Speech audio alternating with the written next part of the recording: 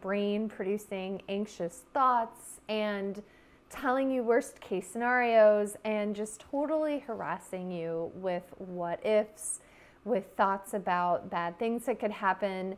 And the question that I've been being asked a lot lately is, why am I worrying? How do I stop worrying? How do I make my brain stop telling me every terrible possible thing that could happen? And so today we're going to talk about worrying. We're going to talk about how to stop worrying, and we're going to talk about how to prevent yourself from being a worrywart in the long run. And I actually want to start by, I'm going to read you a story. I have it written out on my computer here, so you're going to see me kind of looking over at my computer, but I want to start by telling you a story. And as you're listening to the story, if you can close your eyes and just imagine the scene playing out, and there's something really important at the end of the story that I want you to notice. I'm going to just say it once. I'm going to read it once, and I want you to tell me if you caught on to what I'm getting at in this story. It's just it'll take just a couple minutes. You ready? Today's theme is worrying, and we're going to start, and I'm going to read you a story. Story time with Dr. Cain, right? Okay. So once upon a time, there was a little girl, and she worried.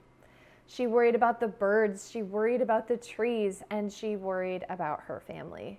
And one day, she was on a walk down a long grove lined with snapdragon flowers, trees, and there were birds everywhere. She was with her grandmother. The little girl pointed into the branches as they were walking, and she said, "Grandma, do you see that red bird up there in the tree?" And nodding, her grandmother smiled and said, "Yes, I believe that's a spring robin." The little girl bit her lip, a telltale sign that she was worrying, and she said, "But Grandma, what if the robin doesn't find enough food and dies?" The grandma walked a few steps further without commenting, and then she stopped by a white stone bench and sat down, beckoning to the little girl to sit beside her. "Look up," grandmother said. "Do you see the leaves in the trees?" "Yes," the little girl nodded. "Well, how many leaves would you say there are?" "Oh, thousands," replied the little girl, who was quite astute at math. The grandmother nodded. "Once, there was a study done by scientists, and they discovered that 90% of everything people worry about never happens." 90%? exclaimed the little girl. "Yes," nodded grandmother, "that's right. So that means that if each of these leaves worried about not getting enough sunlight and water, that 90% of their worries would be for naught, and they would get all of the sunlight and water that they needed." The little girl contemplated for a moment, and then she looked up at her beloved grandmother, a twinkle in her eye. "Well, you see, grandmother, that proves that worrying works." Okay, so I'm Dr. Nicole, and today we are talking about worrying. And stories like that always make me chuckle a little bit because we all know that worrying isn't necessarily serving us. We all know that worrying isn't the solution to the problem that we're worrying about, but we do it anyway, right?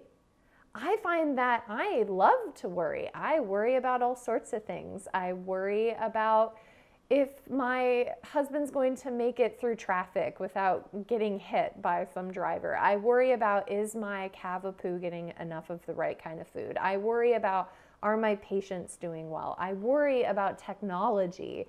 I worry about the pandemic. I worry about the vaccine debate. I worry about politics. We worry about things, right?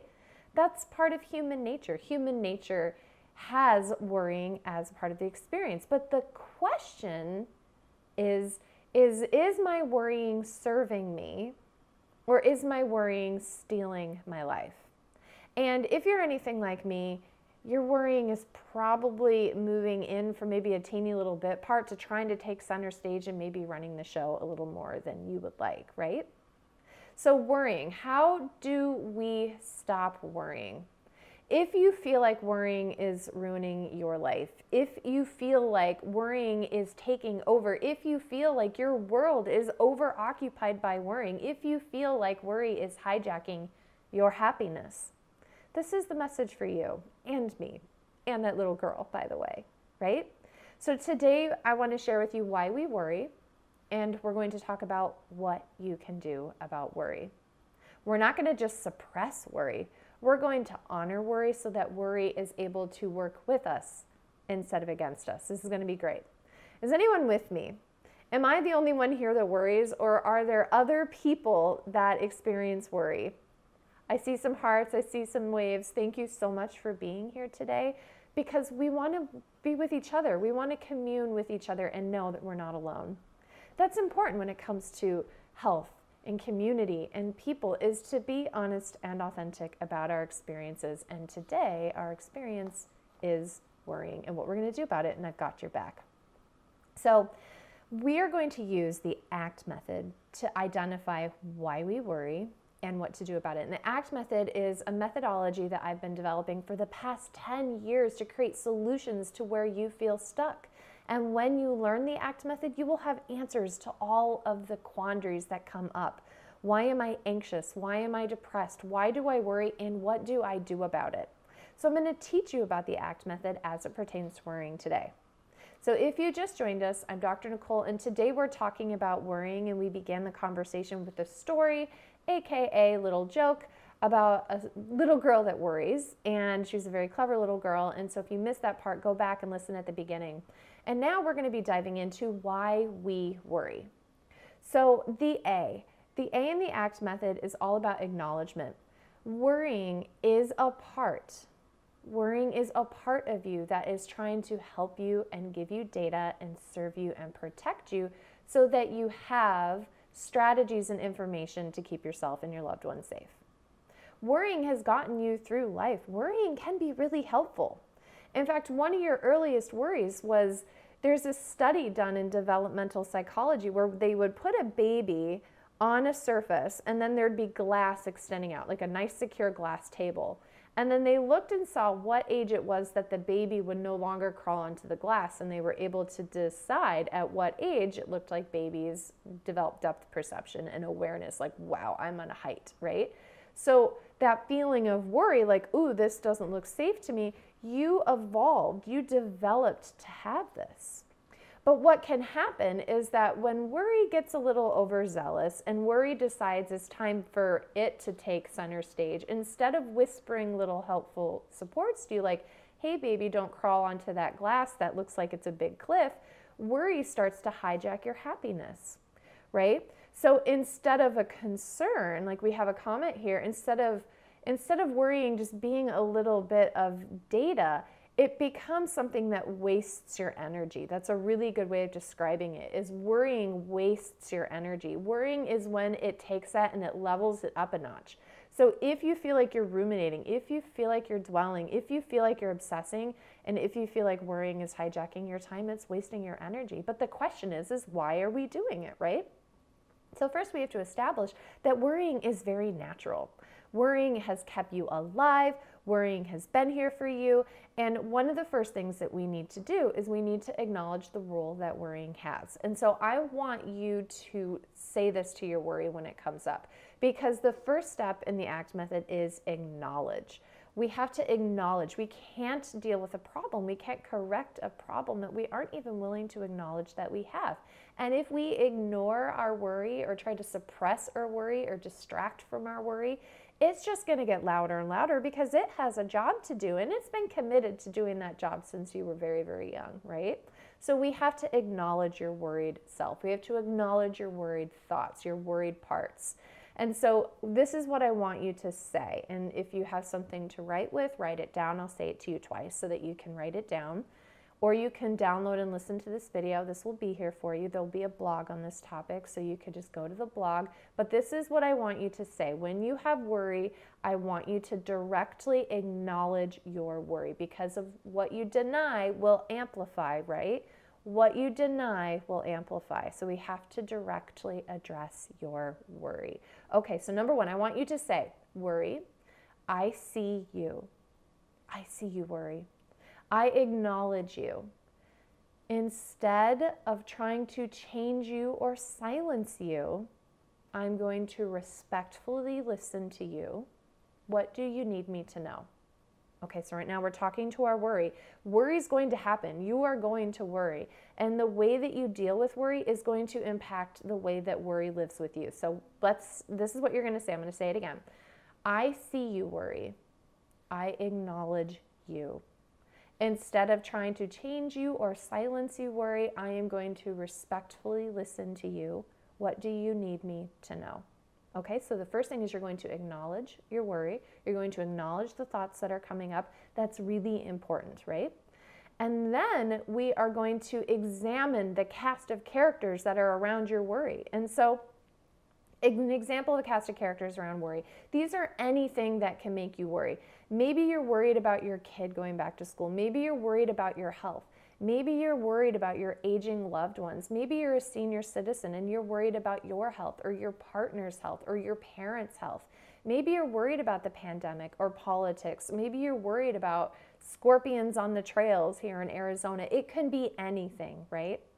And so those are your cast of characters. Those are all of the variables.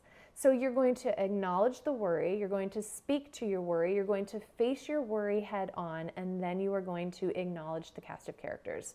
Let me tell you an example from my life, because examples are everything, right? So my worry, my biggest anxiety for my story was sleep. The more anxious I got, the more amplified my nervous system was, and I didn't sleep. Guys, if you've ever had insomnia for a long time, I have so much compassion and empathy for you.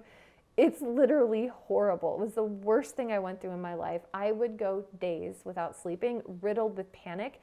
And what I wanted to do is just suppress it, suppress it, suppress it. I was like, what supplements can you give me? What meditations do I need to do? What acupressure points do you want me to do?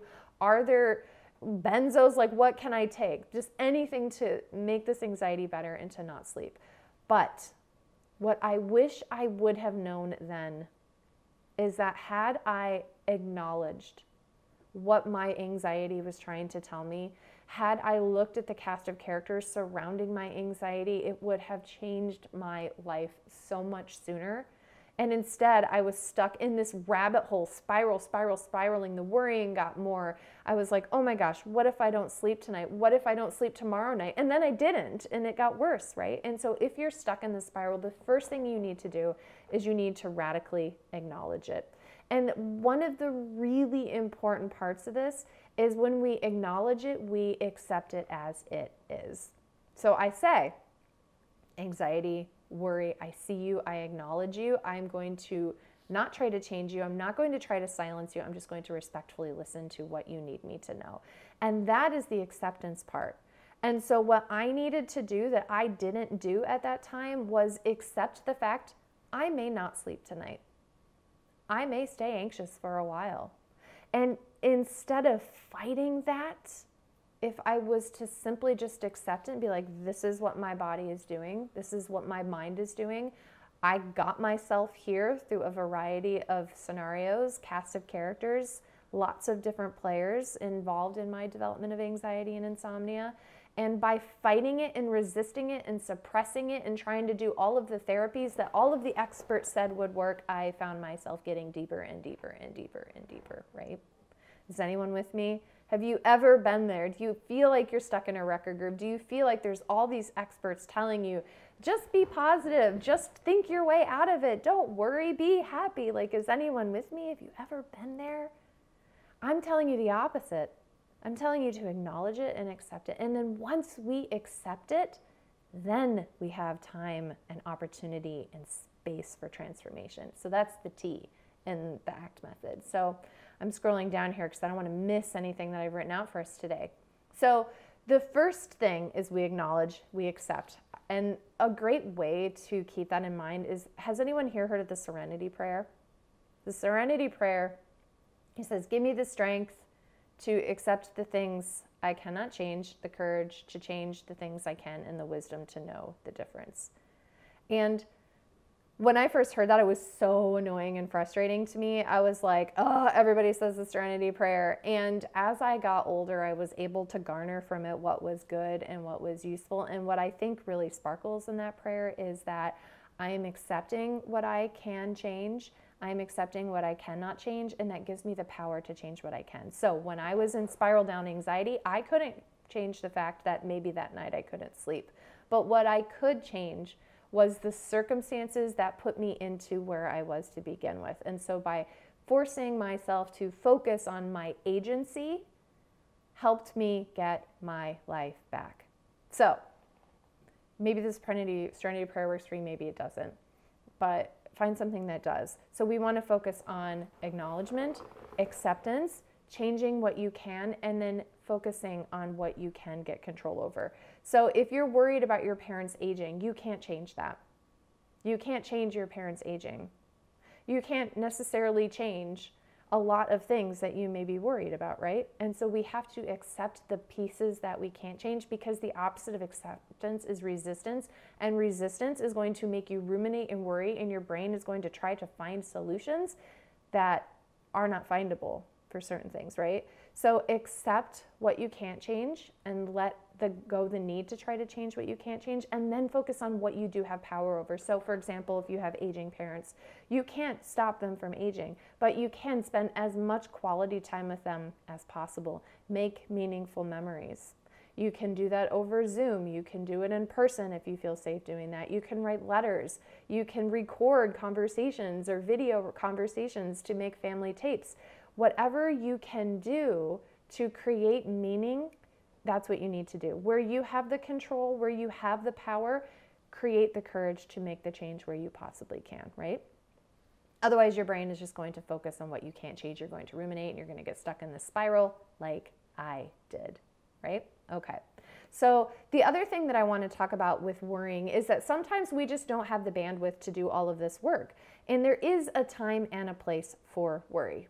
So worry comes up. We know that if you deny it, it will amplify. We know that whatever you suppress is going to further express. So we know we need to acknowledge our worry. But sometimes you can't do that if you're in the middle of a speaking engagement, if you're in a meeting, if you're trying to be present for someone else, if you're driving, whatever it is, if you don't have the bandwidth to do it right then and there, I want you to be the one who's taking center stage, who's controlling your life instead of your life controlling you.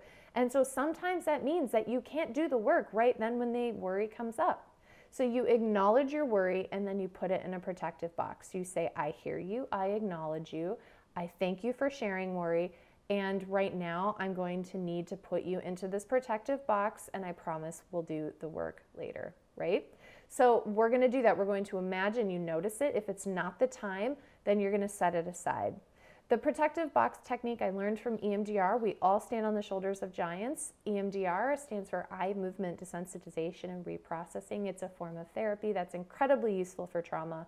And in EMDR, they do what's called the box technique. And all you simply do is you imagine, you close your eyes, you imagine that there's a protective box, and you breathe into the worry, you breathe into the thoughts, and then you imagine breathing them out and putting them into a protective box, and allowing yourself to take just 30 seconds to a minute, breathe those thoughts in there intentionally and put that in there. And another strategy that you can use if worrying is coming up and if you don't have the time, the wherewithal, the bandwidth to deal with it, there's a strategy that I do called thought relocation, and I'm going to teach you that, and that's what we're going to finish up with today. If you just jumped on, we're talking about worrying. We started with a story. If you missed it, go back to the beginning. It's really cute. It's really fun. And I think it's actually kind of funny. And then we've been talking about why we worry and what to do about worry. We've been applying it to the ACT method, and we're going to be finishing up with a strategy for worry that I created called thought relocation. So your brain is going to think, especially if you're stressed, if your nervous system is on overdrive. And so again, we can't suppress that. We're either going to put it away into our protective box, or we're going to do thought relocation. Thought relocation is a mindfulness exercise that I created. And all you simply do is you notice in your brain where your thoughts are. So sometimes I notice when I'm thinking, I sort of feel it energetically in my forehead. I feel like I'm actively thinking in my forehead. Sometimes I feel like my more creative thoughts are over here. It's just where you sort of just notice them, energetically feel them, and then we're going to relocate them. And then I actually just got a question, and I want to answer this question at the end of this, which is, would worrying too much create apathy, and would this technique help? And apathy is actually, it's a dissociative strategy. And we have a ton of content on how we can use dissociation to our benefit instead of dissociation using you. So hang tight, we'll talk about that. So thought relocation is where we take our thoughts, we notice where we have the thoughts in our brains. Sometimes you might need to close your eyes to find those thoughts. They're spinning, they're doing their thing, they're worrying. And then I want you to imagine that you pull those thoughts out like an orb or a ball, and then you push them away. You imagine, I'm still thinking, my brain gets to do all the thinking that it wants, but I'm gonna push it away. So you're gonna imagine pushing it forward, and then you're going to imagine pushing it to your right side. So you imagine all those thoughts, they're still thinking, they're worrying, they're doing what they do, but you're pushing them to the side, and then you're gonna push them to the other side. And then, this is the really good one. Then after you've practiced, because these three are usually easier, you're going to actually thought relocate. You're gonna push them to the back so that your thoughts are still doing that. We're not suppressing it, but your thoughts are now in the back of your mind so that you have the mind space and the bandwidth to continue doing what you need to do while your worries are back here.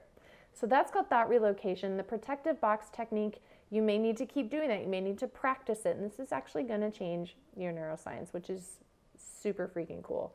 So let's go back really quickly to answer the question about creating apathy. So apathy, as I'm understanding it, is that feeling of just kind of like, I don't feel anything. Sometimes we get so worried that we just shut down, right? Have you ever felt that before, where I just like, I can't anymore. I'm just so overwhelmed. I'm so stressed. I just feel apathetic. I feel like I can't care. I feel blah, right? And sometimes people go into apathy as a protective mechanism, but we want to control that.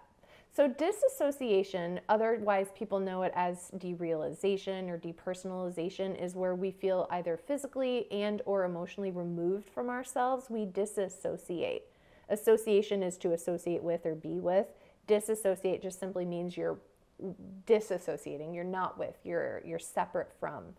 And so thought relocation is a form of that, right? We're pulling those thoughts and we're disassociating them from ourselves. We're creating space between our active brains so that those thoughts aren't like really all up in your face and your mind and your space. You're disassociating them, you're pushing them away.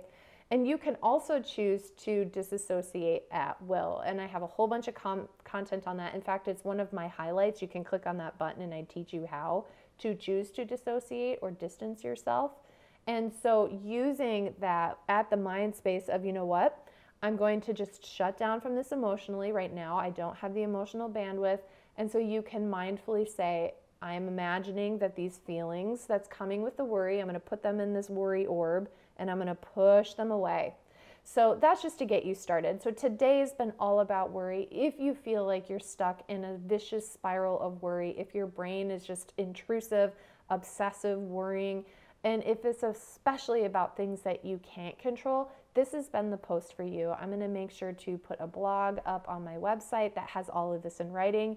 We'll also save this. If this has been valuable for you, give a little heart, a little like, a little comment. That helps me stay on the grid of what's useful for you. We also have a 1-week challenge. It's totally free. I love giving free stuff away. And like I was telling you earlier, it has strategies in it that I wish that I would have known 10 years ago. And so I put it all together, beautiful 1-week challenge. It has videos, it has emails, it has a booklet. It's just a way for me to love on you. And then when you don't want our emails anymore, you hit unsubscribe.